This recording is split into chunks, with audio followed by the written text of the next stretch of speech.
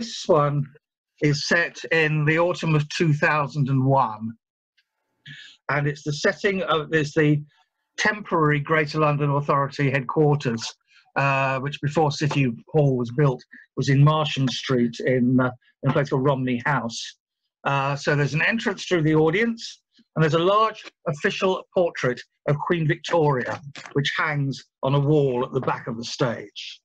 And on the stage, waiting rather nervously, are Ken Livingstone and his secretary, Miriam. Ken is uncharacteristically nervous, waiting. Miriam, anxious to reassure him. She has a clipboard and a handbag. Where are they? They should be here by now.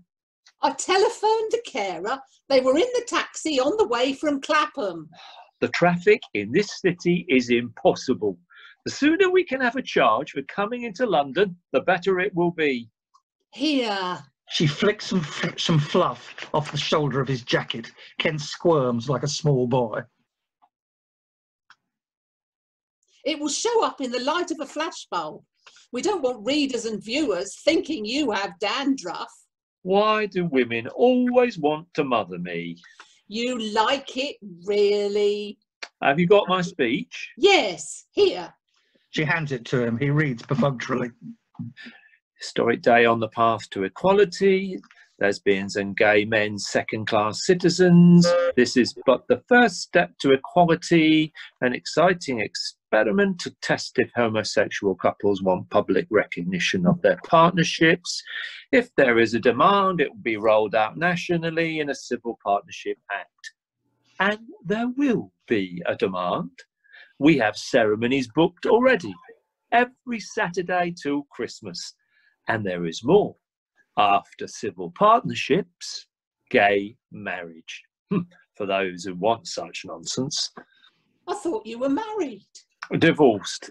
Kate and I will never marry. We've been together nearly 20 years. I thought you were married. Without the benefit of a scrap of paper.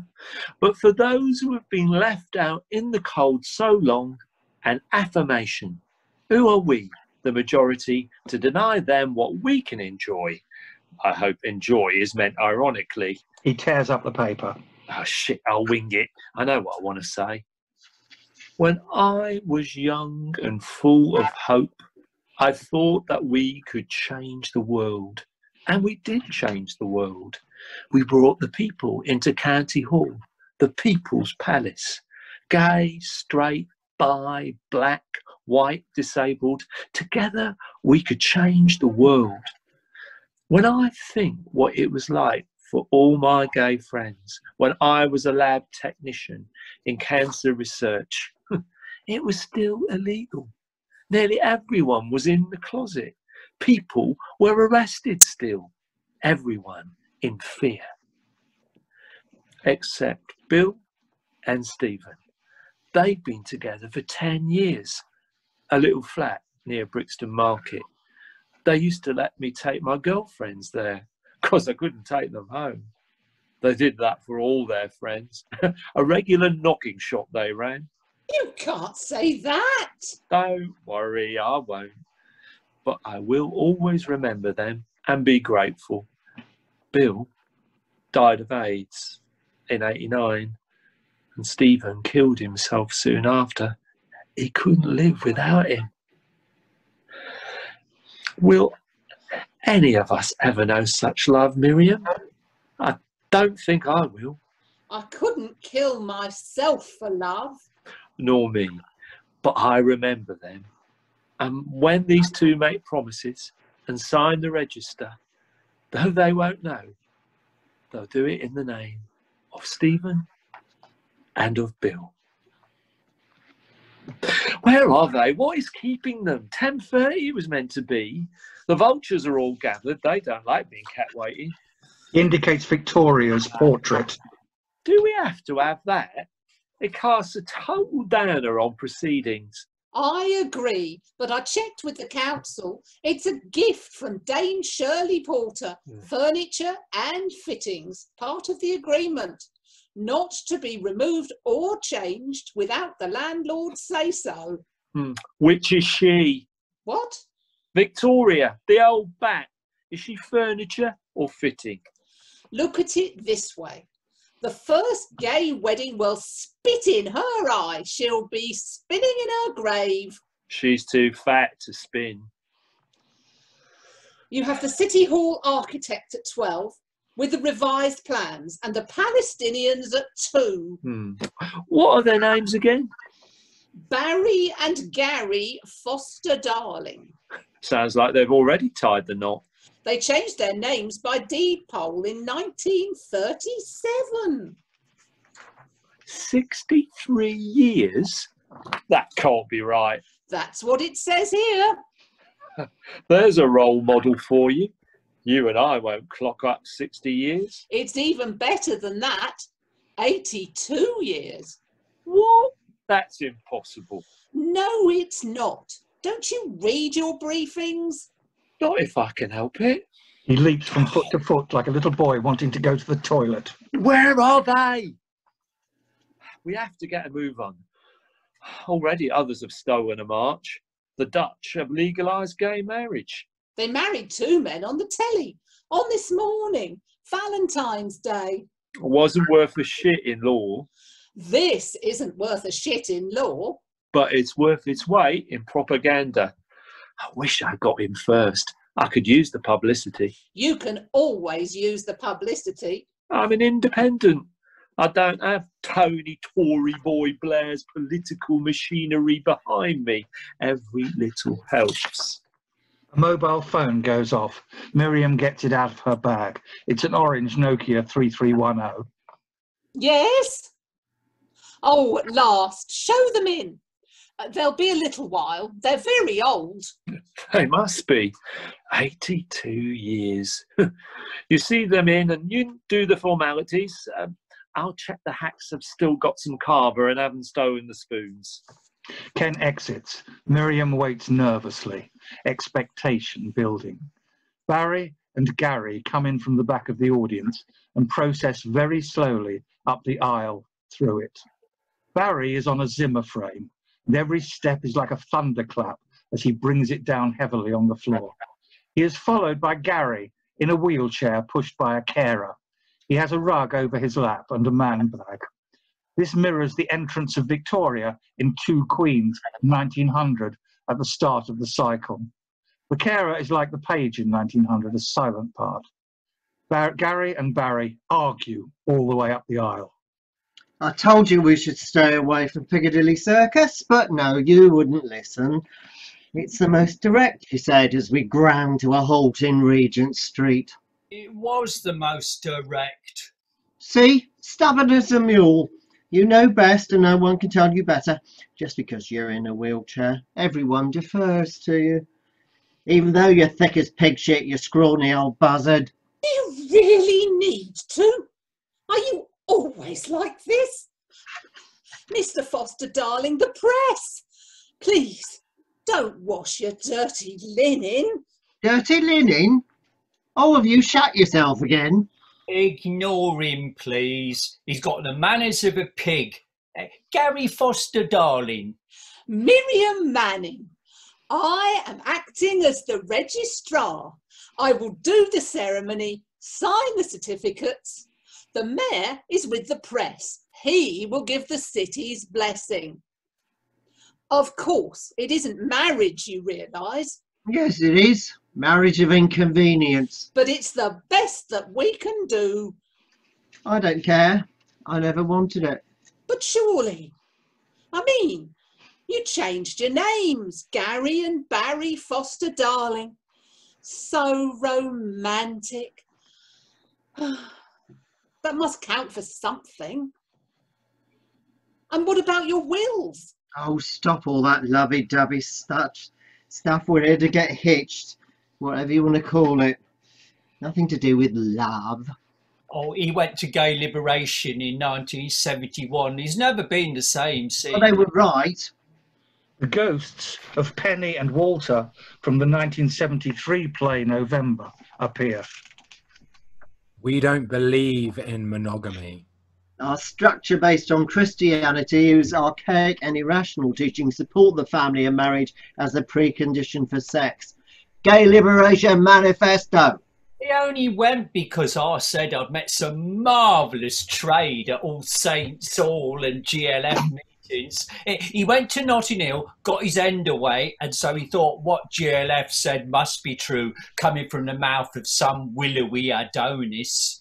So why are you doing this?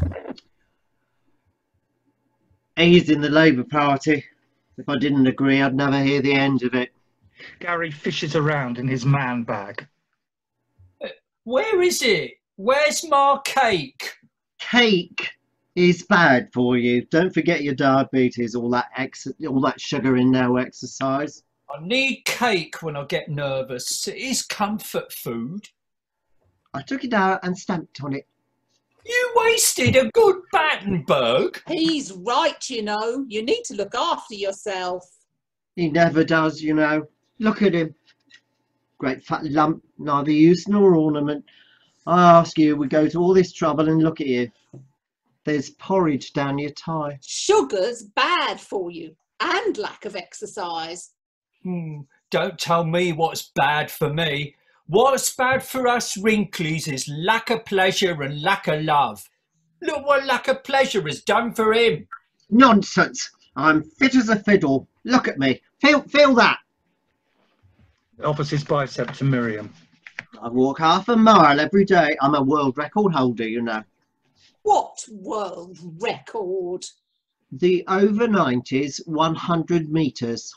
You know how long that is? 30 seconds. It's a 100-metre crawl, a 100-metre stagger. You couldn't do it. Just look at me. 103. You don't look a day over 100. Why don't you get yourself an electric chair? Then I could pull a switch. Look, will you stop this, please? Ken will be back any minute, followed by the press and the BBC. You are making history today, and where you lead, you brave old men. I'm not brave. I'm not old. Thousands in the future will follow. I get quite weepy at the thought of it. Are you queer? Are you a lesbian? Not really. I mean, no, not at all. Sorry about that. Well then, don't be soft. It's nothing to do with you. Ken re-enters to Miriam. We really must be doing this. I have no time to waste. Just a quick photo opportunity, then I must go. Is this the two old homosexuals? Oh, Mr. Livingstone, I presume. Ah, Mr. Foster, darling. May I call you Gary? No, you may not, because I'm Barry.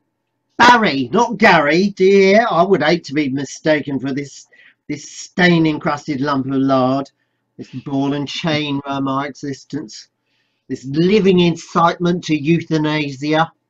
We can't have this in front of the press. Apparently, they're always like this. Are you going to keep this up? It's the only thing he can keep up. You too? This is a nightmare. We have a responsibility to history. We must project a positive image. Don't tell me what I must project. I'm not a part of your PR machine. Oh, look at the old poofs, aren't they sweet? Let's cheer up their sad old lives and give them a day out and some meaningless certificate. Let us show how marvellously tolerant we are and pat ourselves on the back for being so liberal. I am not sweet. I am not nice. I rage with the frustration. Enter the ghost of Valentine de Vere from the 1973 play November. Every day it gets more difficult to be Valentine de Vere. The stairs get steeper, the shops recede into the distance, the legs get weaker. I've put up with him for 80 years. No relief, no time off for good behaviour. All that comfort food, the steak and kidney pudding, the gooey spotted dick. You could have learned to cook yourself. His obsession with old musicals and cabaret of the 20s. He's always playing Bittersweet or King's Rhapsody, nothing butch like Oklahoma. Worse, he sings along and he can't sing, not a note. His stupid collection of china, that's another thing. You can't move for Susie Cooper and Clarice Cliff. And it's, watch where you're stepping, mind your feet, take your boots off, don't punch where your glasses there. Drives me mad. That's it, isn't it? Old. Always old, living in the past. You never liked the new. I remember when the stars of rock and roll, you said it didn't have a proper tune. But that didn't stop me going to the Rivoli Ballroom to chat up Teddy boys. Well, you deserve each other. Sit there in your haze of nostalgia. I am for today. The ghost of Corporal Duggan enters from 1982's play After Sefton. A soldier faces to the front to look life in the eyes, both friend and foe. It will not do, always looking back. Duggan disappears. I've had enough. Didn't come here to be insulted. Really? Where do you go then to be insulted? You can march off a cliff for all I care. No! No! Come back! No, it's his anger keeps him alive. You must remember he's in constant pain. All the people over 80 live with pain. Chronic pain, large or small. No wonder they get crazy mad sometimes. Barry's turned on his frame and walked as briskly as he can towards the exit. A little way down the aisle, he clutches at his chest, breathing very rapidly, and then collapses face forward. Ken and Miriam rush towards him. The page goes to Gary to push him in his chair, but Gary brushes him away. Leave him! He's mine, and only mine. They stand back. Heaving himself out of the chair with great difficulty, he crawls on the floor towards Barry. Don't die, Barry. Please, don't go and slip away. Now, all the things I said, I didn't mean them. He strokes Barry's hair. We have to have a life together. What other life do we have? Darling, I'd do anything. Do you have any alcohol in the building? You mean medical alcohol? I can check the medicine cabinet. She exits. Ken rather sheepishly produces a small hip flask from his pocket. Will this do? It's a 12-year single malt. Treat it with respect. Gary indicates to the page to turn Barry over. Ken helps if necessary. Gary clumsily tips scotch into Barry's mouth so it dribbles down his chin. I say, it's going to smell like a distillery. Which would you rather, a drunk bridegroom or a dead bridegroom? Oh, come on, my angel, my darling. Barry begins to come through, too. He sniffs. Is that in flaskless? He reaches for the flask. Gary gives it to him, a big swig. Oh, it is 60%. I feel better already. We have work to do. We do. We must set a fine example. We must. You must share your history. I must. Our history. I must pass it on. We must show our love. You do still love me, don't you? I suppose so, in my own way. After all, what else is there? In the long run, what else is there but love? You may be a miserable old bugger, but you're my miserable old bugger. I'd rather be driven to an early grave by you than anybody else. He reaches for the whiskey.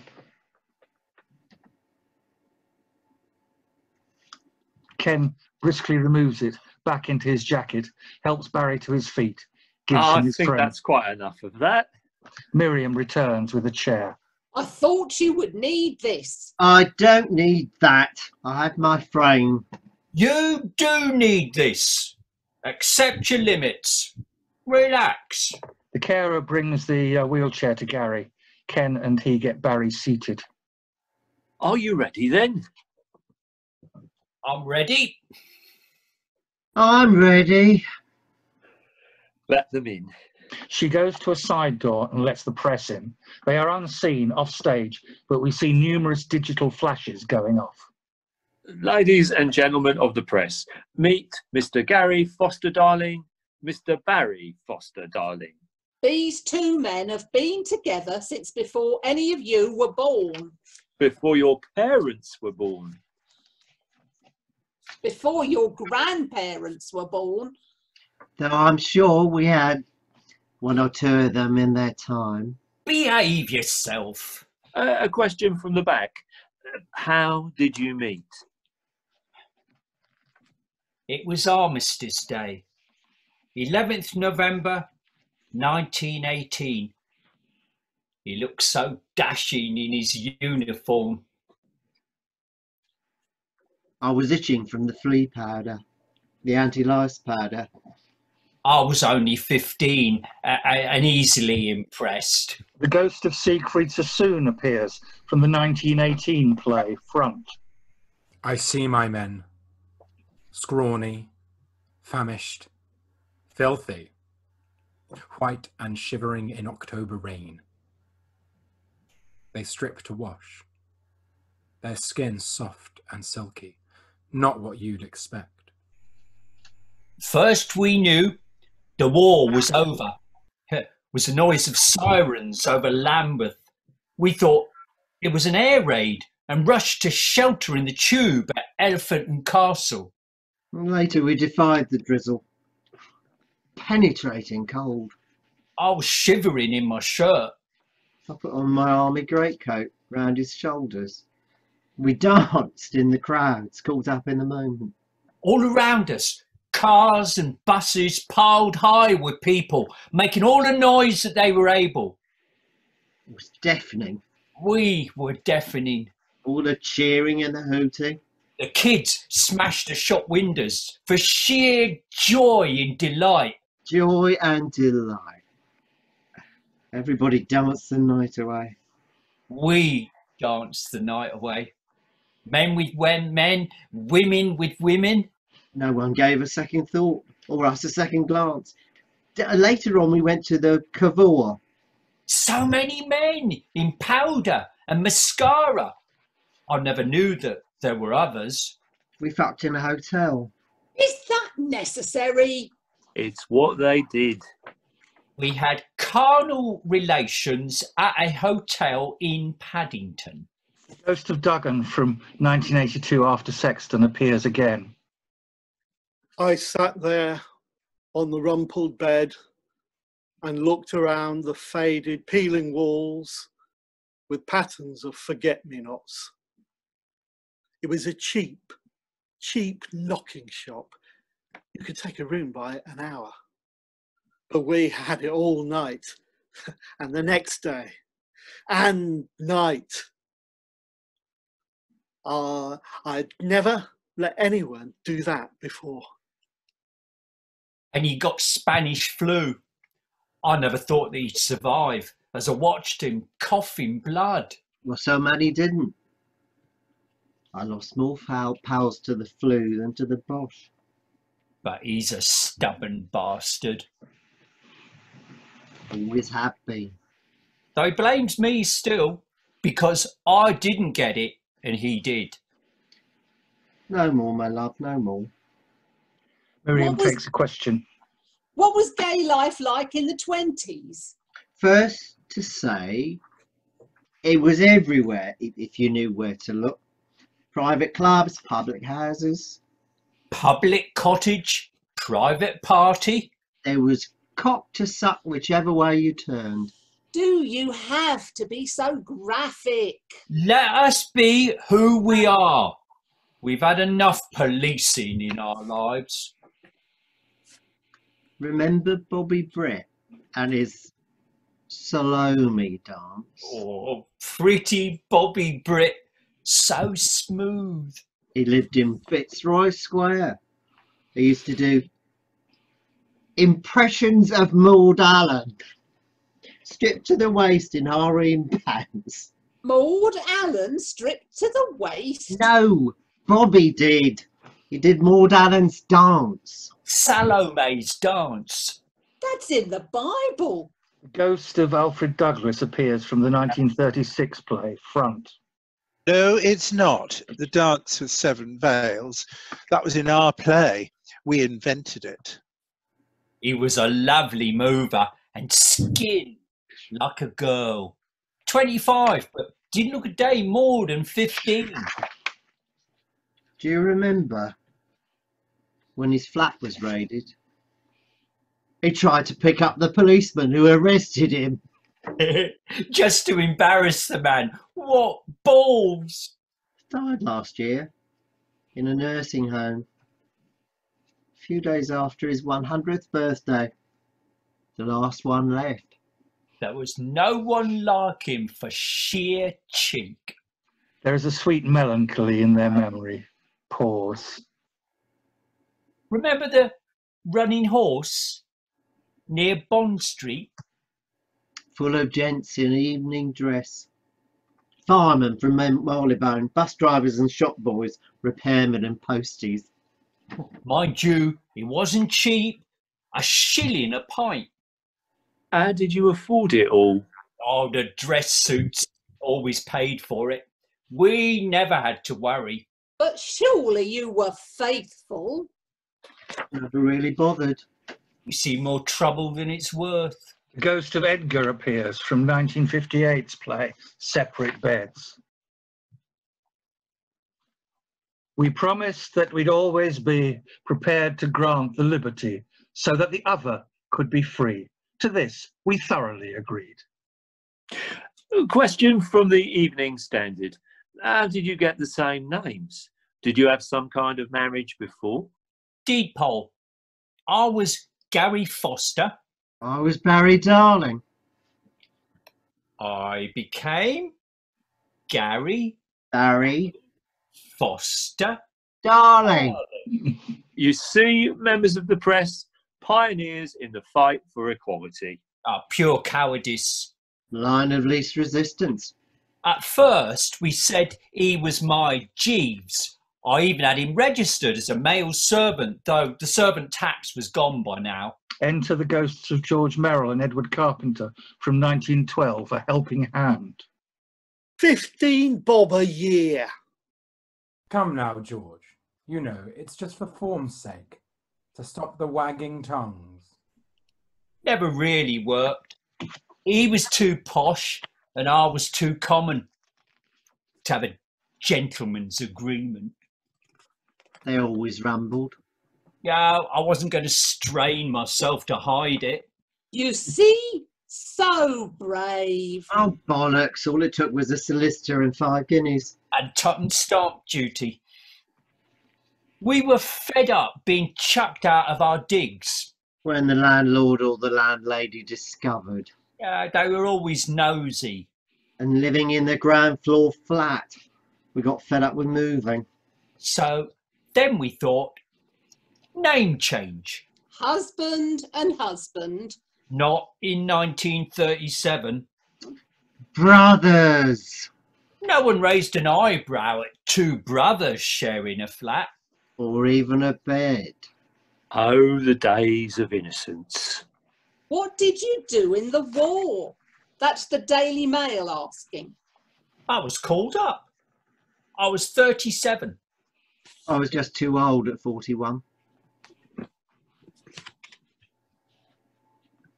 I was in the Royal Welsh Fusiliers Sassoons old regiment.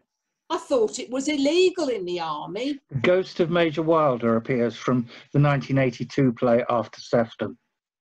Conduct prejudicial to good order and discipline. We must make examples of rotten apples for other rotten apples still lurking in the basket. Oh, no one gave a toss. I saw Arthur Marshall from intelligence with a broken ankle lead his men along the beach towards the waiting ships. Come on, girls, who's on for the botany walk? He called Montgomery Brenda. Everyone called him Cynthia. It goes to show, gay or straight, the democracy of courage. Oh, don't be so pompous. And what did you do in the war, Barry? Essential war work. My lips are sealed. You can tell us now. It's all so long ago. Not to us, it isn't. If you must know, I put the pips in raspberry jam. What? Raspberry jam was made from swede, coloured with cochineal.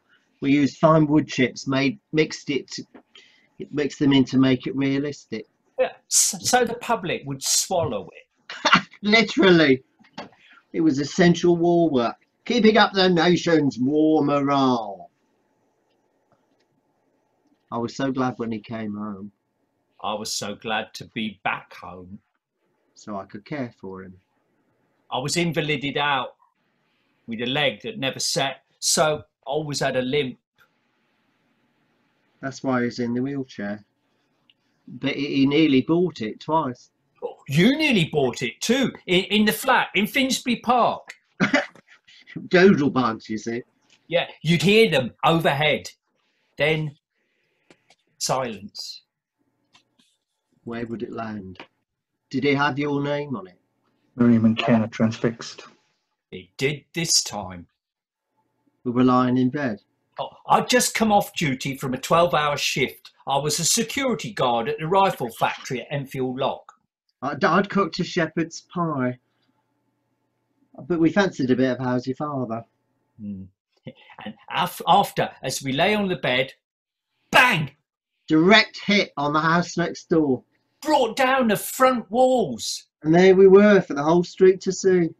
Bollock naked on the bed. In the front bedroom.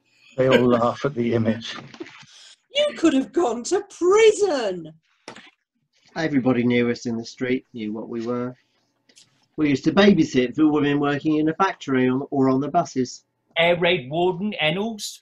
I've had him a few times in the blackout. You never told me. He found a ladder and got us down. We stayed with my sister and her husband. 4 years till the council could rehouse us when they got some prefabs. We lived a quiet life. We liked a quiet life, We always kept ourselves to ourselves. where we never anything but ordinary. Till the arrest. Suddenly the papers had all these stories. Vicars with choir boys, actors caught in toilets. Oh, remember Johnny Gielgud? Oh, never liked him. Too airy-fairy. So suddenly the people knew they weren't meant to like us after all. The whole street changed. We didn't feel safe anymore. It was outside the Rivoli ballroom. 3 Teds were waiting on the way to Crofton Park. I was home with flu. Go and enjoy yourself, I said, hoping you'd feel sorry for me and stay. No, I didn't. Worse luck. No. They got me in the alley by the station, did me over, took me wallet. 2 cracked ribs and a broken nose. I crawled to Broccoli Cop Shop. Only half a mile, but it took me nearly half an hour. The cops picked them up quite fast. They still had blood on their drapes. They said I'd made a pass at them.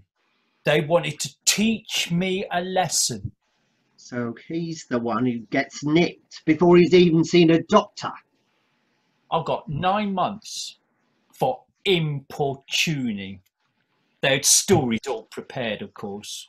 They said them all the same, word for word. A child could have seen through them. I was landed with a lousy counsel. I visited him in Wandsworth. Every day I was allowed. I always took him cake I always loved cake. and cleaned his Clarice Cliff for him. The Guardian, did this turn you into the champion for gay rights? Not really, no. I didn't lose my job because I'd retired early on account of my war wound. I got my pension. Could have been much worse. We didn't read the papers much. Well, we didn't have a telly till the 70s. When they changed the law in 67, it didn't mean so much to me. I was nearly 70. Gay rights and protesting. It seemed a young man's game. Except Except. Section 28. Remember that? How could I forget?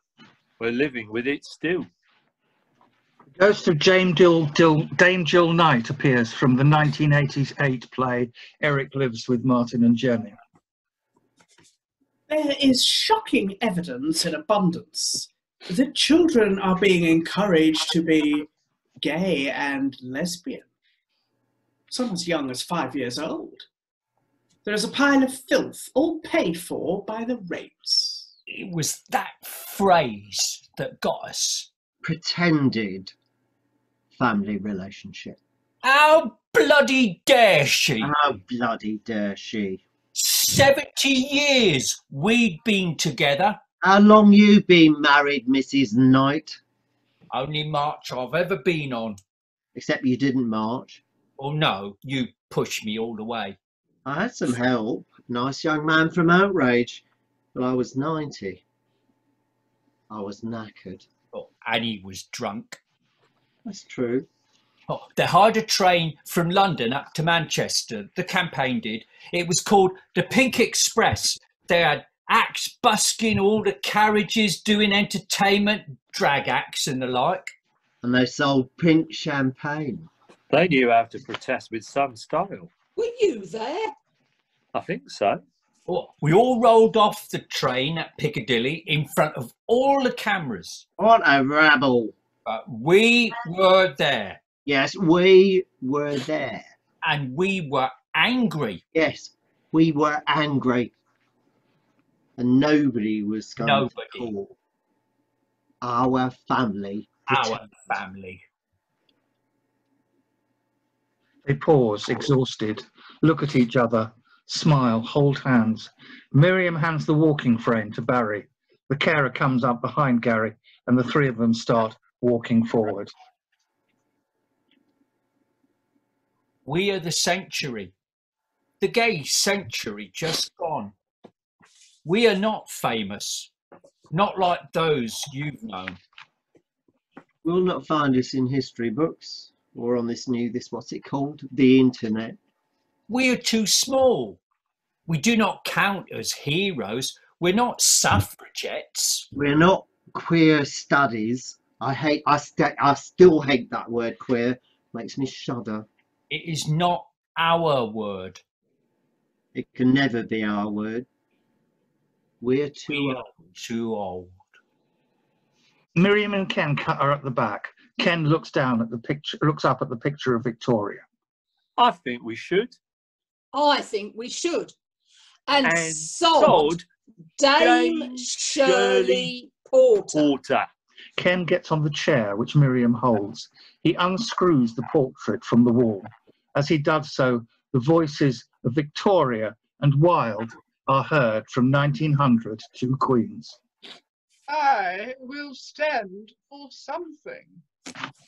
Order, stability, empire, loyalty, Hypocrisy, morality, prudery, repression, Victorian values, a stick to beat my kind down the ages. And I will stand for art, the rights of artists, and for courage in the face of persecution.